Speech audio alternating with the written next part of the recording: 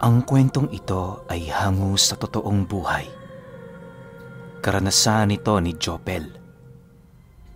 Taong 1978, General Luna, Surigao del Norte.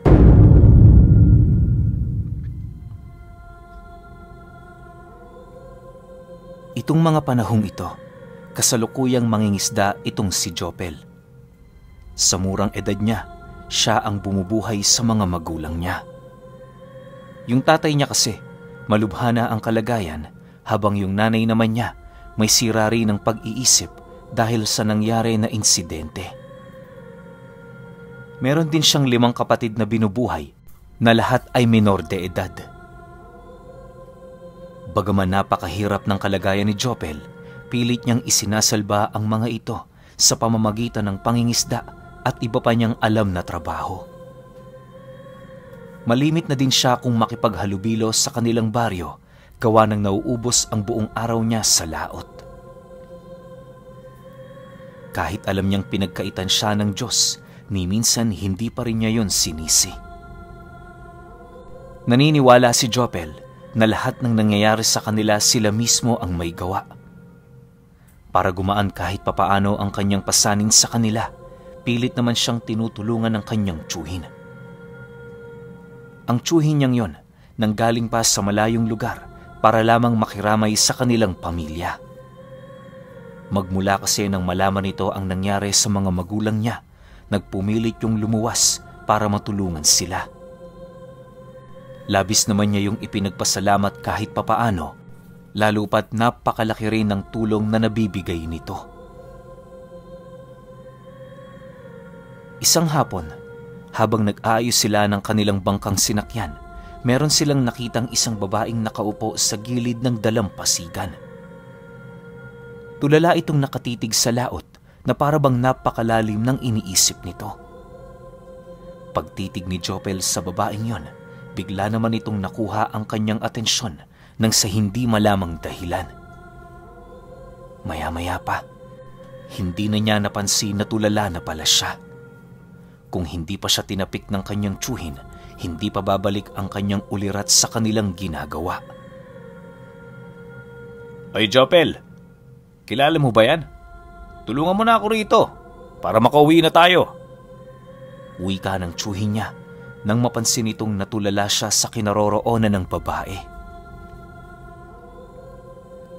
Matapos niyang marinig ang sinabi nito, minabuti na lamang niyang sumunod.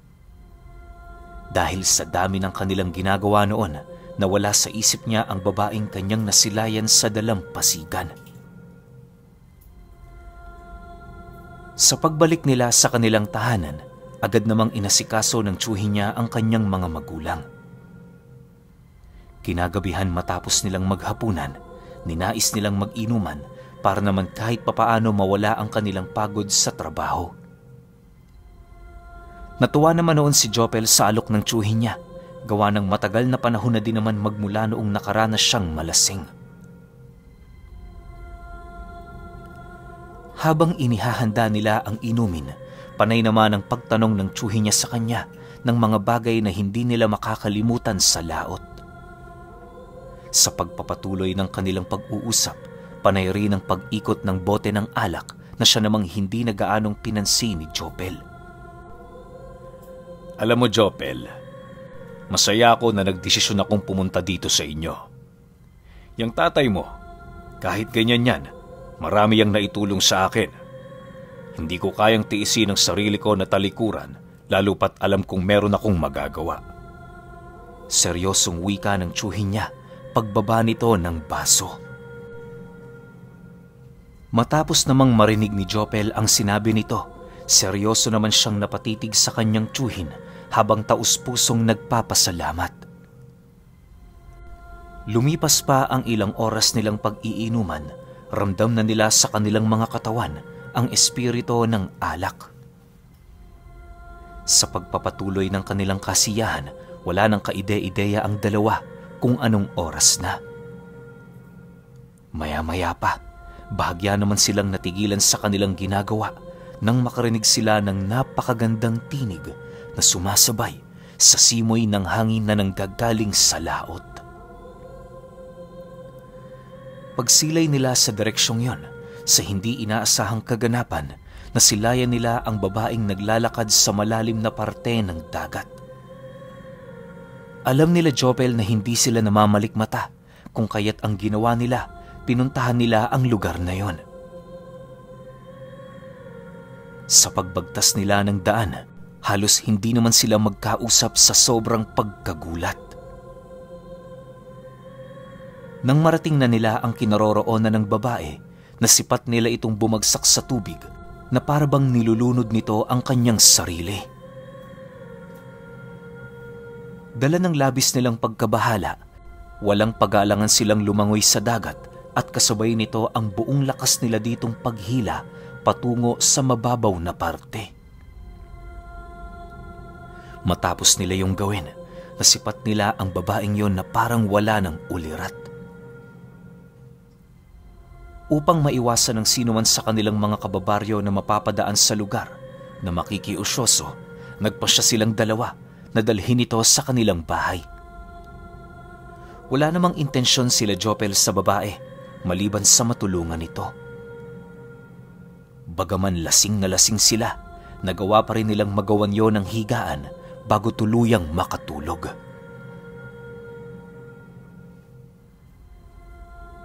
Sa pagsapit ng umaga, hindi pa man tumitirik ang araw sa kalupaan, laking gulat na lamang nila Jopel nang hindi na nila masilayan ang babaeng kanilang tinulungan.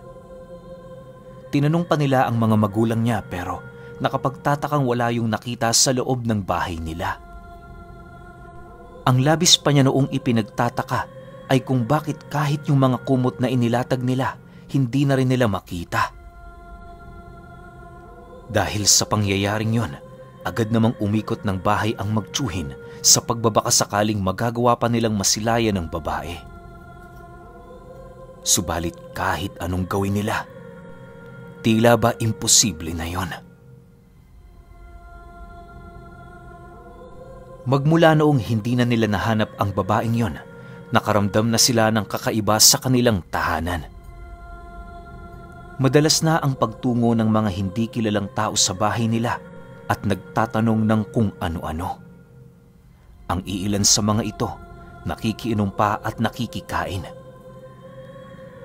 Sa loob ng isang linggong ganon at ganon ang nangyayari, medyo nagdududa na si Jopel at ang tsuhin niya.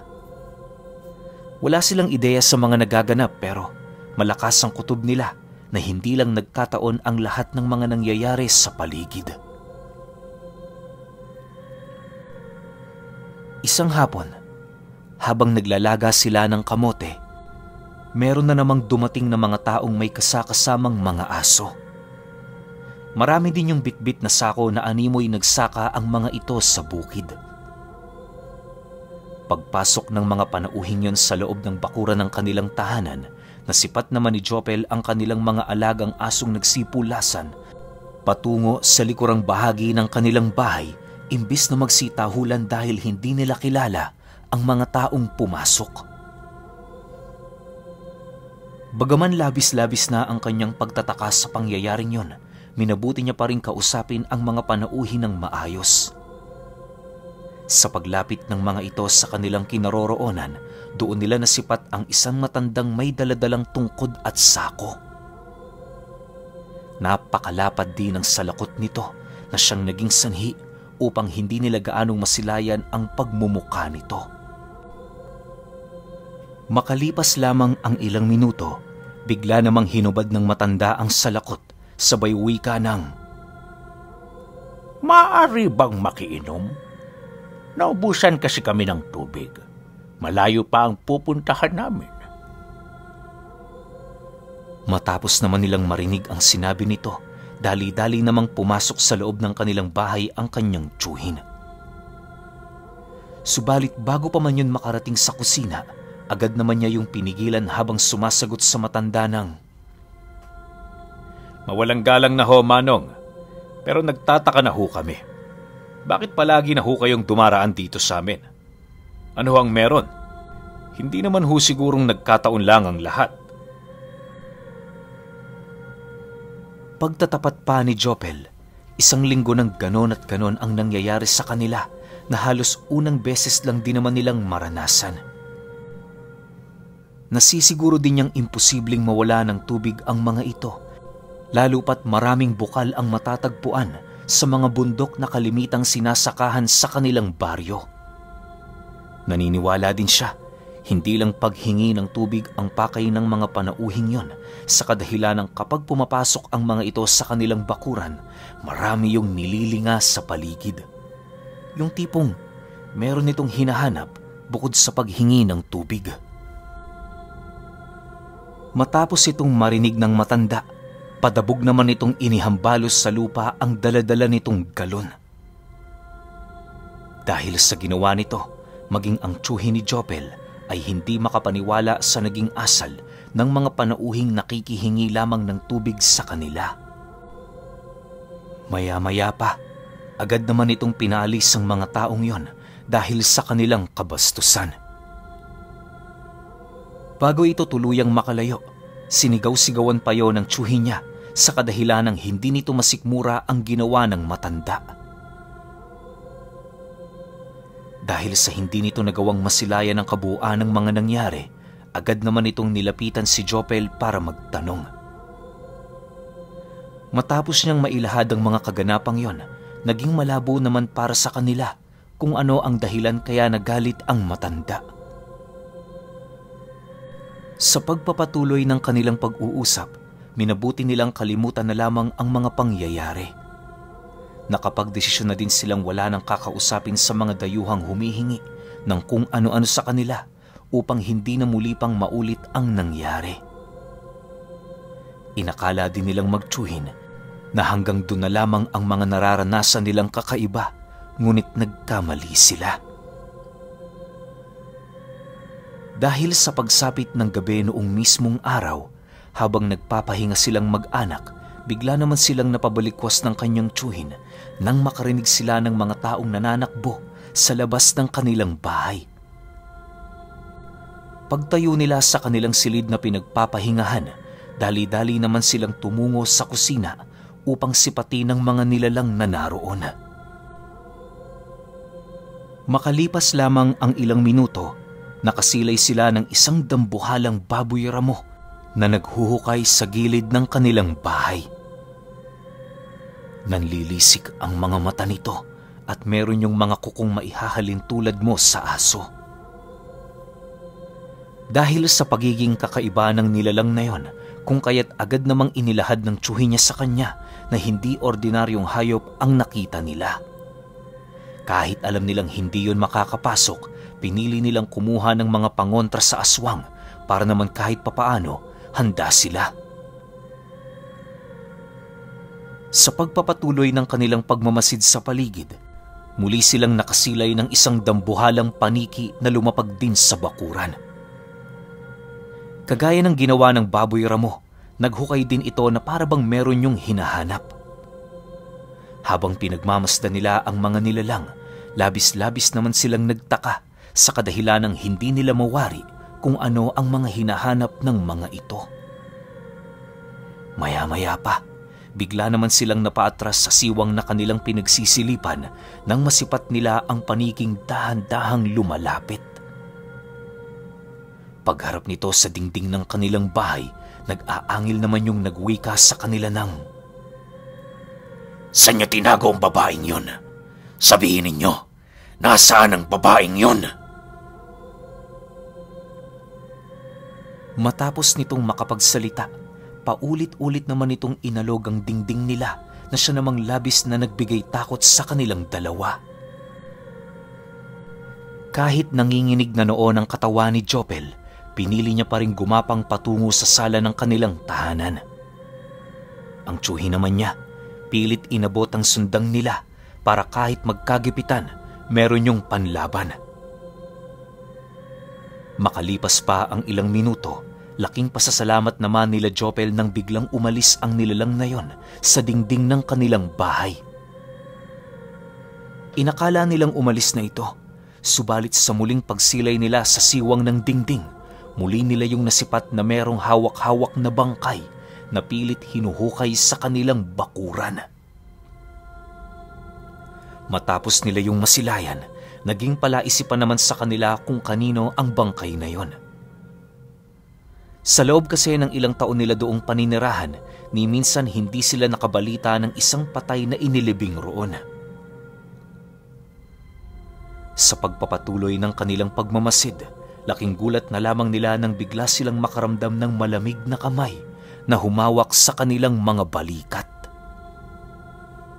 Pagsilay nila sa kanilang likod, bumungad sa kanila ang ina ni Jopel na seryoso ding nakatitig sa labas ng kanilang bakuran. Animoy sa puntong yon, bumalik ang wisyo nito sa normal nang sa hindi malamang dahilan. Dahil sa mga bagay na kanilang nasilayan, mangiyak-ngiyak namang napahawak si Jopel sa kamay ng kanyang ina habang tinatanong ito ng, "Nay, ikaw ho ba yan? Nay, kausapin mo naman ho ako."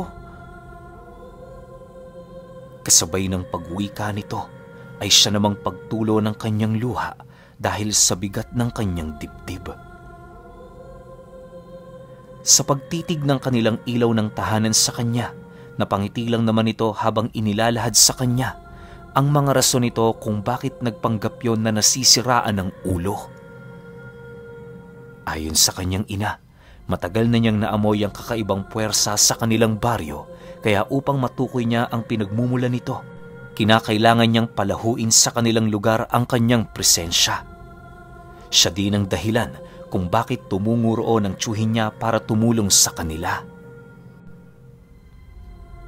Matapos niyang marinig ang bagay na yon, bigla namang nanlaki ang kanyang mga mata nang masipat niya ang kanyang tiyuhin na dahan-dahang tumatayo. Walang takot yung bumalik sa kusina ng kanilang pamamahay na para bang nais nitong pagmasdan ng ginagawa ng mga nilalang. Maya-maya pa, nang matukoy na nito ang bangkay, agad naman yung lumapit sa kanila habang nagwiwika ng, "Totoo nga hong pinadala niyong mensahe sa akin, Pinunong Babaylan. Ano hong nais ninyo? Gagawa na ho ako ng hakbang? O ipapaubaya ko na lang ito sa inyong asawa?" Dahil sa sinabi nito, halos hindi na maunawaan ni Jopel ang mga katagang kanyang naririnig. Buong buhay niya kasi, inakala niyang hindi na babalik sa normal ang kanyang mga magulang. Para sa kanya, napakasakit ng ganoong sitwasyon, gawa ng umaasa lang siya sa wala. Naging tanga din siya sapagkat hinayaan niya ang kanyang sarili na maniwala sa mga bagay na nasisilayan lamang ng kanyang mga mata. Maya-maya pa, habang nag-iisip ng malalim itong si Jopel, nasipat niya ang kanyang amang lumabas sa silid nito, bit-bit ang isang mahabang latigo. Diretso din ang lakad nito papalabas ng kanilang tahanan na parabang wala yung malubhang karamdaman na iniinda. Upang makabawi ang kanyang ina sa kanya, inabisuhan siya nitong sundan ng kanyang ama. Bago siya tuluyang umalis sa kinaroroonan nito, mangiyak-ngiyak naman yung humingi ng tawad sa kanya, gawa ng siya ang napili nitong isakripisyo para lamang matupad ang kanilang mga plano. Bagaman nakakaramdam na ng galit at puot itong si Jopel, minabuti na muna niyang pahupain ang kanyang emosyon. Kahit papaano, nagpapasalamat din siya sa mga magulang niya, gawa ng nabigyan nito ng pag-asa ang kanyang puso na hindi na umaasa na makakawala pa sa kahirapang kanilang tinatamasa.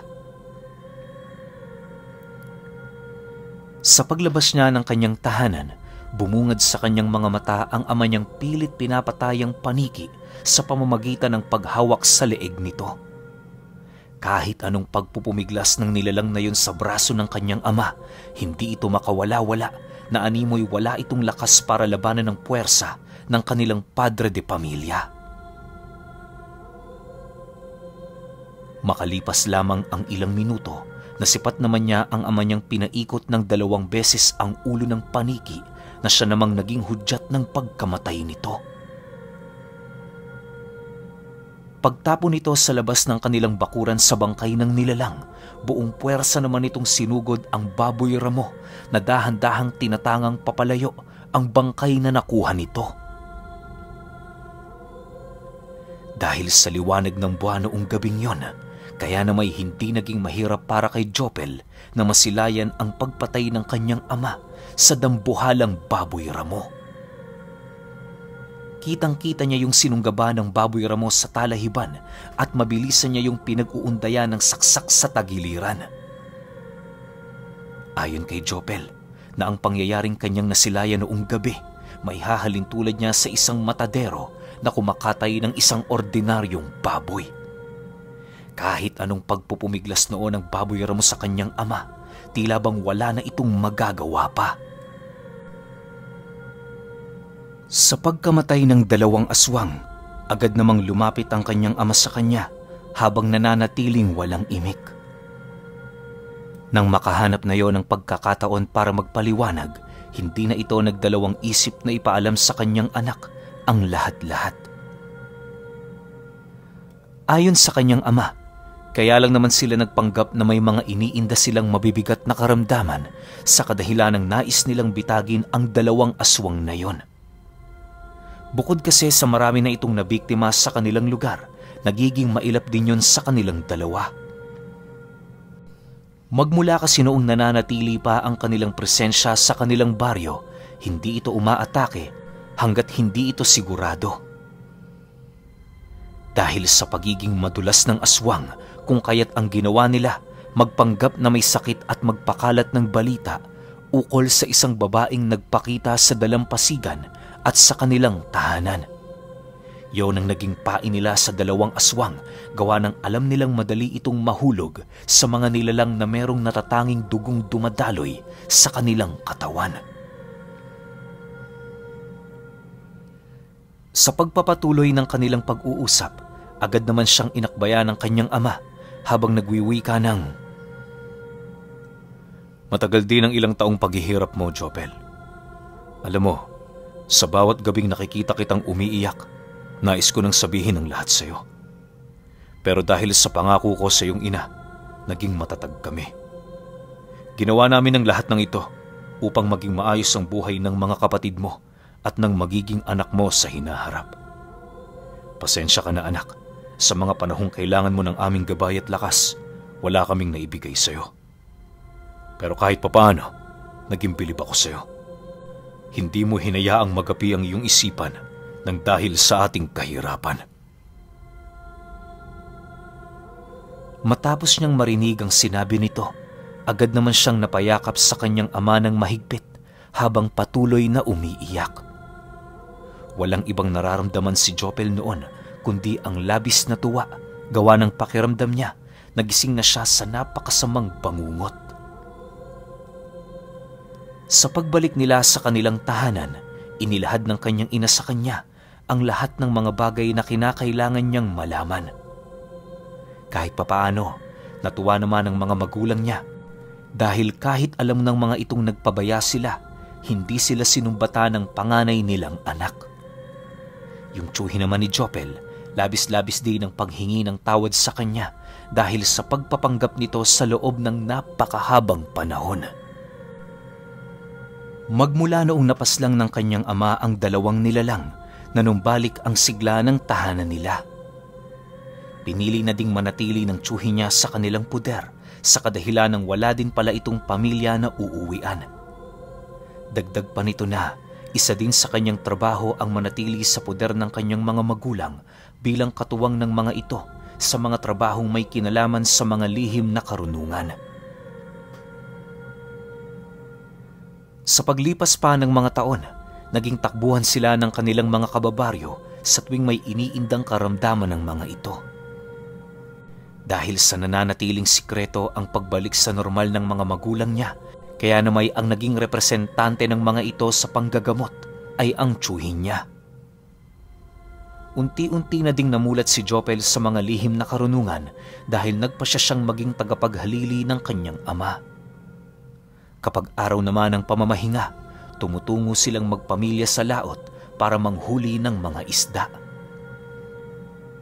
Napakasayang alaala para kay Jopel ng mga pangyayaring yon, gawa ng ni minsan sa buong buhay niya, hindi na niya inaasahang muli siyang makakaramdam ng saya sa piling ng kanyang mga magulang. Sa pagtungtong ni Jopel sa edad na 30, doon na siya nag-asawa. Ayaw niyang humiwalay sa mga magulang niya, kung kaya't nagpa siya siyang itirik ang kanilang tahanan sa gilid ng bahay na kanyang kinalakihan. Pero alam niyo ba na kahit tumanda na itong si Jopel, dala-dala niya pa rin ang kanyang karanasan noong minsan siyang gawing alay ng kanyang mga magulang.